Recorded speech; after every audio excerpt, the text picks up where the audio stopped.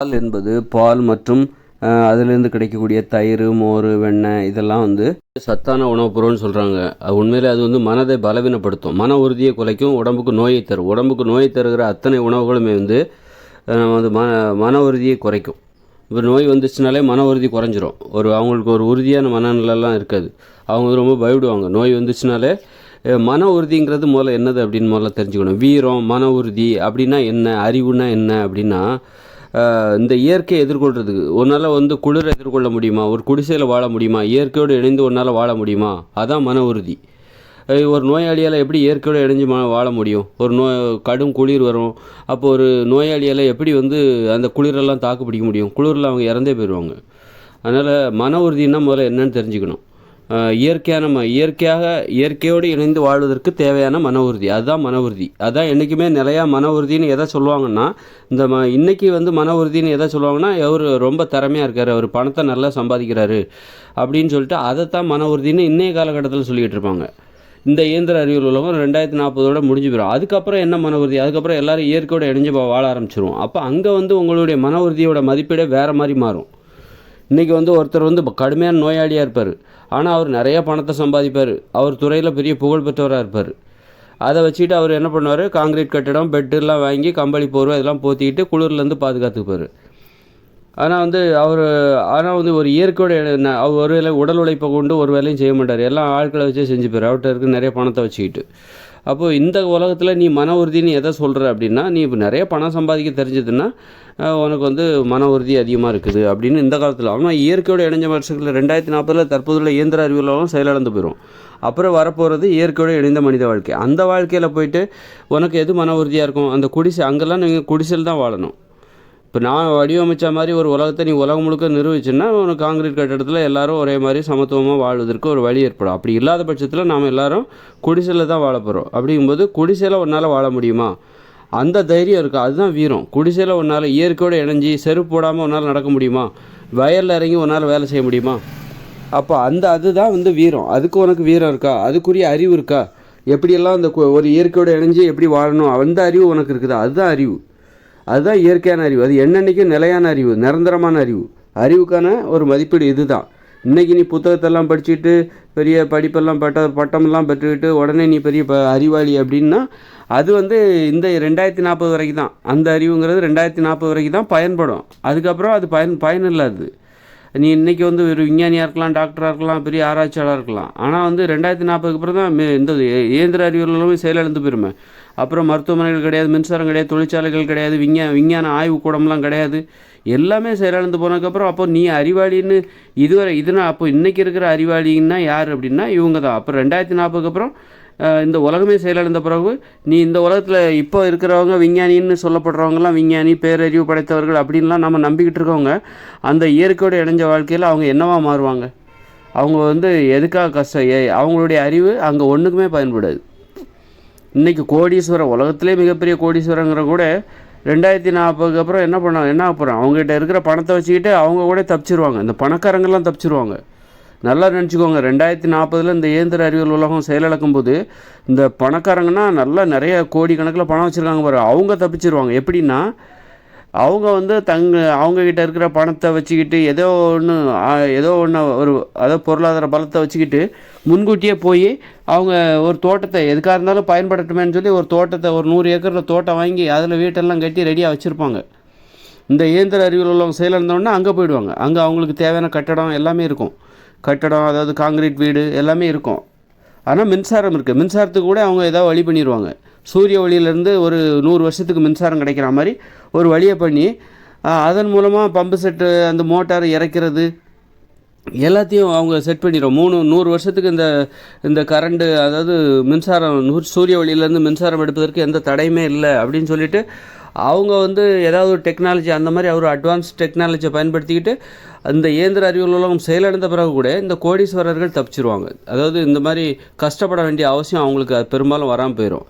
Car, அதாவது 100 வருஷம் எந்த பாதிப்பும் வராத அளவுக்கு ஒன்றுக்கு ஒரு 4-10 கார் கூட வாங்கி வச்சுப்பாங்க. ஓரளவுக்கு ஓட்டுவாங்க. ஒரு 50-60 வருஷத்துக்கு ஓட்டுவாங்க 2040க்கு அப்புறம் கூட. அது நம்மளை மாதிரி ஒரு சாதாரண மக்கள் தான் ரொம்ப கஷ்டப்பட போகிறோம். அதனால் இயற்கையோடு இணைஞ்சு வாழ்கிறதுல வந்து அந்த தைரியம். இப்போ இயற்கையோடு இணைஞ்சி ஒரு குளிரை தாங்கிறது, குடிசையில் வாழ்கிறது, அதுதான் அறிவு, அதுதான் தைரியம், அதுதான் வீரம்னு நான் சொல்கிறேன்ல. அப்போ அந்த தைரியம் வந்து அது எங்களுக்கு தேவையில்ல. பணக்காரங்க என்ன சொல்லுவாங்க, எங்ககிட்ட இருக்கிற பணத்தை வச்சுக்கிட்டு நாங்கள் ஒரு இன்னொரு 50 60 2040 அப்புறம் ஒரு 100 வருஷமாவது நாங்கள் வந்து எங்களுக்கு அப்படி ஒரு தைரியம் எங்களுக்கு தேவையில்ல, அப்படி ஒரு தைரியம் தேவையில்லாத, அப்படி ஒரு வீரமும் அறிவும் தேவையில்லாத ஒரு வாழ்க்கையை எங்களால் வாழ முடியும் அப்படின்னு சொல்லிட்டு இப்போ இருக்கிற அந்த தொழில்நுட்பத்தை அவங்க இயற்கையோடு இணைஞ்ச மனுஷ வாழ்க்கையிலையும் பயன்படுத்துவாங்க 2040 அப்புறம். அவங்ககிட்ட இருக்கிற கோடிக்கணக்கான பணத்தை வச்சுக்கிட்டு அவங்க என்ன பண்ணுவாங்க, ஒரு கட்டமைப்புகளை உருவாக்கிடுவாங்க. 100 ஏக்கர் நிலத்தை வாங்கி போட்டுருவாங்க. நிலத்தை வாங்கி போட்டு சுற்றுச்சுவரெலாம் கட்டி அழகாக சூப்பராக கூட பண்ணிவிடுவாங்க. அதனால் பணக்காரங்க, நீங்கள் அப்படியே இருந்தீங்கன்னா பணக்காரங்க தப்பிச்சிருவாங்க.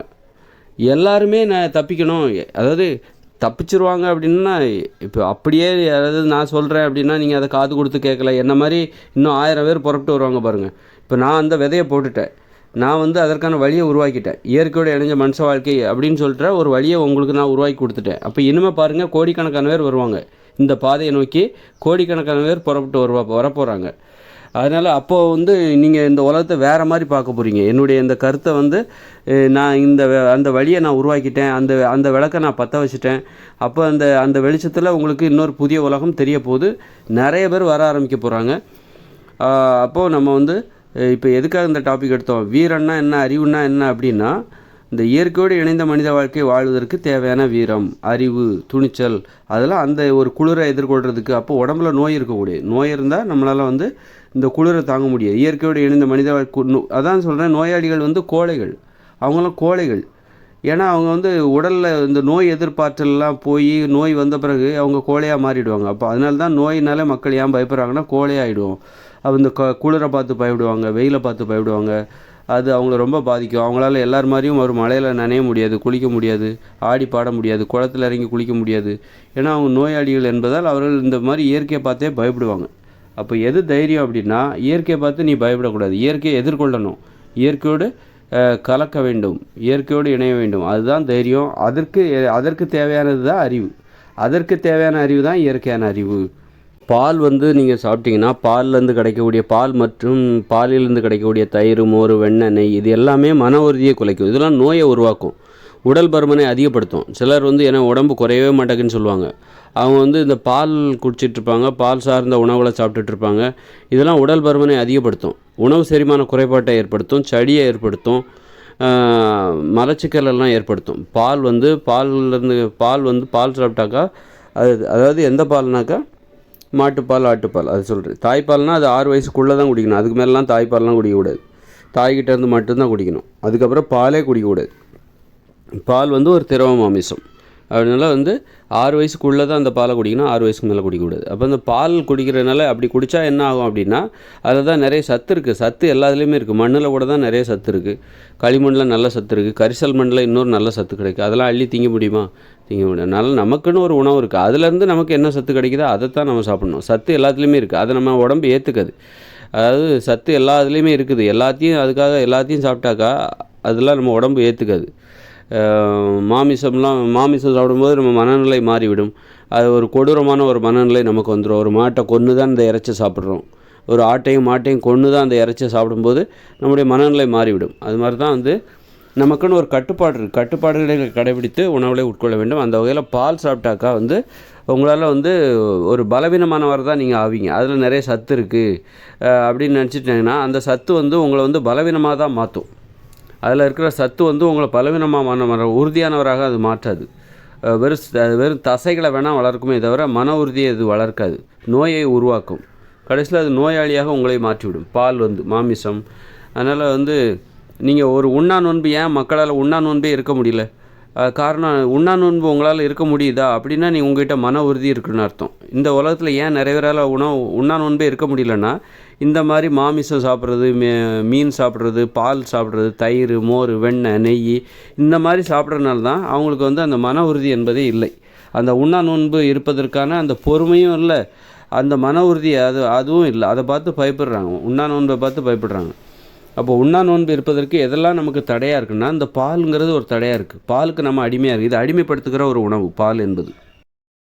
பால் வந்து நம்மை அடிமைப்படுத்துகிற ஒரு உணவு, ஒரு ஆடம்பர உணவு, நமது வாழ்க்கையில் திணிக்கப்பட்ட உணவு. ஒரு காலத்துலலாம் நம்ம தினசரி பால்லாம் எத்தனை பேர் சாப்பிட்டாங்க? தினசரி பால்லாம் ஒரு காலத்தில் சாப்பிட்ருக்கவே மாட்டாங்க. அதாவது வியாபாரம் விற்பனைன்னு வரும்போது தான் தினசரி நம்மளால் வந்து இன்றைக்கி நினச்சா அவங்களால கறி வாங்கி ஒரு மாமிசம் வாங்க முடியும். பணம் கொடுத்தா கொடுப்பாங்க. கசாப்பு கடைக்காரர் உங்களுக்கு எப்போவும் தயாராக இருப்பார், உங்களுக்கு தேவையான மக்களுக்கு தேவையான இறைச்சியை விற்கிறதுக்காக. அதனால தான் தினந்தோறும் உங்களால் மாமிசம் சாப்பிட முடியுது. தினந்தோறும் பால் குடிக்கிறாங்க அப்படின்னா என்ன அர்த்தம்? அதுக்கு வியாபாரம் விற்பனையும் தான் காரணமே தவிர, ஒரு காலத்தில் வந்து வியாபாரம் விற்பனைங்கிறதே இல்லாத காலங்கள்லாம் இருந்தது. ஒரு 100 வருஷத்துக்கு முன்னாடி பார்த்திங்கன்னா வியாபாரங்கிறதே வந்து ரொம்ப கம்மி தான். ஒரு ஊரில் ஒரு கடை இருக்கும். 100 வருஷத்துக்கு முன்னாடி அது கூட ரொம்ப கம்மி. எங்கேயாவது பட்டணத்தில் போய் தான் நிறைய கடைகள்லாம் போய் வாங்குவாங்க. ஒரு எதையாவது விற்றுட்டு வர்ற வியாபாரியை கூட பார்த்து ஆச்சரியமாக பார்த்த காலகட்டங்கள்லாம் இருக்குது. ஒரு 50 வருஷத்துக்கு முன்னாடி, ஒரு 40-50 வருஷத்துக்கு முன்னாடிலாம் நம்ம ஊர்களில் கிராமங்களில் யாராவது எதையாவது ஒன்று வியாபாரம் பண்ணிட்டு வருவாங்க. அதையே ஆச்சரியமாக பார்ப்பாங்க. அந்த அளவுக்கு அது ரொம்ப புதுமையாக இருந்தது. அப்போ அதுக்கு முன்னாடி இந்த பணப்புழக்கம்லாம் இல்லாத காலங்களில் காலணா அரையணா அப்போல்லாம் பார்த்திங்கன்னா ஒரு வியாபாரங்கிறதே வந்து அந்த வியாபாரங்கிறதே இல்லை. அப்போ அவங்களுக்கு தேவையான பாலை அவங்க எப்படி உருவாக்கியிருப்பாங்கன்னா, அவங்க வீட்டில் மாடு இருக்கும், அந்த பாலை கறந்துருப்பாங்க. மாடு இல்லாதவங்க பால் குடிக்கிற வழக்கம் அவங்களுக்கு இருக்காது. மாடு இருக்கிறவங்க அவங்களுக்கு தேவைக்கு தான் அவங்க அந்த பாலை வச்சுப்பாங்க, மற்றவங்களுக்கு கொடுக்க மாட்டாங்க. பால்லாம் இந்த மாடுலாம் வச்சுருப்பவங்க என்ன பண்ணுவாங்க, அவங்க தேவைக்கு தான் அந்த மாட்டுப்பாலை பயன்படுத்திப்பாங்க. மீதி இருக்கிறத உரம் ஊற்றி தயிராக மாற்றி வச்சுருப்பாங்க. தவிர மாடு இல்லாதவங்களும் நிறைய பேர் இருந்தாங்க. அப்போ மாடு இல்லாதவங்க பால் குடிக்கிற வழக்கம் அவங்களுக்குலாம் கிடையாது.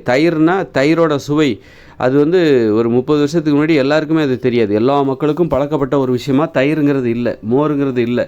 அதனால் அது பணக்காரர்களுடைய உணவாகத்தான் பாலும் தயிரும் மோரும் இருந்தது. அது ஒரு ஆடம்பர உணவுப் பொருள். அது ஒரு திணிக்கப்பட்ட மனித வாழ்வில் திணிக்கப்பட்ட ஒரு உணவுப் பொருள். சரி, அதை சாப்பிட்டா இப்போ அதனால் என்ன பிரச்சனை? எல்லாத்துக்கும் கிடைச்சா நல்லது தானே அப்படின்னா, அது சாப்பிட்டாக்கா அது இயற்கையான உணவு கிடையாது. அது செயற்கையாக நமது வாழ்வில் திணிக்கப்பட்ட ஒரு உணவு. தினமும் சாப்பிடுவதற்கு இன்றைக்கி யார் வேணாலும் இன்றைக்கி எல்லோரும் பால் வாங்குறதுக்கு காரணம் வந்து இன்றைக்கி இருக்கிற இயந்திர அறிவியல் தொழில்நுட்ப புரட்சி, அப்புறம் மாட்டு பண்ணை மாதிரி பால் பாக்கெட்டு, அப்புறம் வந்து நிறைய செயற்கையான பால்லாம் உருவாக்குறாங்க. கெமிக்கல்லாம் கலந்து செயற்கையாக ஒரு பால் வாசனை அது மாதிரி யூரியாலாம் போட்டு அவங்க அதெல்லாம் மேட்ச் பண்ணி எல்லாத்துக்கும் பால் கிடைக்கிற மாதிரி ஒரு வேலையை அவங்க ஒரு மந்திர வேலையை ஒரு சித்து வேலையை அவங்க பண்ணிகிட்ருக்காங்க. அதனால் பாலுங்கிறது வந்து தினசரி தேவையாக ஒரு காலத்தில் இல்லவே இல்லை. ஒரு 30-40 வருஷத்துக்கு முன்னாடி எல்லா மக்களும் பால் சாப்பிடவில்லை, எல்லா மக்களும் தயிர் சாப்பிடவில்லை, எல்லா மக்களும் மோர் சாப்பிடவில்லை, எல்லா மக்களும் நெய்யின்னா என்னென்னு தெரியாதவங்களே ஒரு 30 வருஷத்துக்கு முன்னாடி நிறைய பேர் இருந்தாங்க. தயிரோட சுவை தெரியாதவங்க நிறைய பேர் இருந்தாங்க. ஒரு 30 வருஷத்துக்கு முன்னாடி பார்த்திங்கன்னா, 50 வருஷத்துக்கு முன்னாடி பார்த்திங்கன்னா, அப்போ அதுக்கெல்லாம் முன்னாடி போய் பார்த்திங்கன்னா, ஆனால் காய்கறிகளை மக்கள் சாப்பிட்டுட்டு தான் இருந்தாங்க. காய்கறிகள் எல்லாம் அதனால் மாமிசம் பார்த்திங்கன்னா அப்போல்லாம் கசாப்பு கடைலாம் பெருசாக கிடையாது. ஒரு 40-50 வருஷத்துக்கு முன்னாடி அவங்கவுங்க இருக்கிற கோழி ஆட்டை அது ஏதோ வருஷத்துக்கு ஒரு வாட்டி ஏதாவது நோயில் ஏதாவது ஆடு செத்து போச்சுன்னா அதை எடுத்து அறுத்து சாப்பிட்டுக்கிட்டு இருப்பாங்க. டெய்லி உணவு அது இதுலேருந்தே தெரியுது அது ஒரு தினசரி உணவு கிடையாது, திணிக்கப்பட்ட உணவு. அது இல்லாமல் கூட அவங்க வாழ்ந்துருக்காங்க. ஒரு மாதத்துக்கு ஒரு வாட்டி 2 மாதத்துக்கு ஒரு வாட்டி தான் மாமிசம்லாம் சாப்பிட்ருக்காங்க. பாலுங்கிறதும் அதுவும் எப்போ ஒரு வாட்டி தான் பால்லாம் சாப்பிட்ருக்காங்க. அதனால் பால் சாப்பிட்டா என்ன ஆகும் அப்படின்னா, அதில் சத்து இருக்கலாம். ஆனால் அந்த சத்து வந்து என்ன பண்ணும் அப்படின்னா, நம்மளை பலவீனமாக மாற்றும், நம்மை அடிமைப்படுத்தும். பால் வந்து அதில் சத்து இருக்குது, அது நம்மை அடிமைப்படுத்தும். அதுமாதிரி மாமிசம் நிறைய சத்து இருக்குது, ஆனால் அந்த சத்து நம்மளை அடிமைப்படுத்தும். நம்மை அடிமைப்படுத்தாத சத்து தான் நமக்கு தேவை. ஊட்டச்சத்தில் எது நமக்கு தேவையான ஊட்டச்சத்துனா நம்ம அடிமைப்படுத்தக்கூடாது, நம்ம சுதந்திரமாக வாழணும். அந்த சத்து தான் நமக்கு தேவை. நம்மளை வந்து மிருகமாக மாற்றி விடக்கூடாது, நம்மளை வந்து கெடுத்துடக்கூடாது. இப்போ மனுஷங்க எல்லாருமே நல்லவங்களா, கெட்டவங்களும் இருக்காங்களா, நல்லவங்களும் இருக்காங்க, அப்படி தானே? அப்போ நல்ல நண்பர்கள் தான் நமக்கு தேவை, நல்ல உறவினர்கள் நல்லவர்கள் தான் நம்ம அப்படின்னு பார்த்து பழகிறோம். அதே மாதிரி தான் அதுமாதிரி உணவுகள்லேயும் நல்ல உணவு இருக்குது, கெட்ட உணவு இருக்குது. அது மாதிரி சத்து எல்லாத்துலேயுமே இருக்குது. ஆனால் அது நமக்கு நன்மை செய்யுமா, அந்த சத்து நமக்கு நன்மை செய்யுமா, அந்த சத்து நமக்கு தேவையா அப்படிங்கிற நம்ம வாழ்க்கைக்கு அது தேவையா, நம்ம தகுதிக்கு அது தேவையா, மனித தகுதிக்கு அந்த சத்து தேவையா, ஒரு மனுஷங்களாக வாழ்கிறது ஒரு மென்மையானவர்களாக வாழ வேண்டும், அவங்களுக்கு இந்த மாமிசம் தேவையா அப்படின்னா, அந்த மாமிசம் சாப்பிட்டா அவங்களுடைய குணமே மாறிப்போயிடும். குணமே மாறிச்சுன்னா அப்புறம் அந்த சாப்பிட்டு நீ ஊட்டச்சத்தோடு இருந்து என்ன பிரயோஜனம்? உணர்ச்சிகளை ஒரு நாள் புரிஞ்சிக்க முடியாது.